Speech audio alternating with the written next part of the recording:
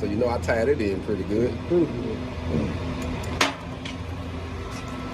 And another thing I want to say, the purpose of the hot pass is to burn out anything that's probably could have been in it, any type of impurity. So normally the hot pass, if you left something in it, a little piece of slag or something, the hot pass normally will burn it out if you did. But we always say cleanliness is next to godliness, so get it real clean so that way your hot pass is just almost like a filler pass.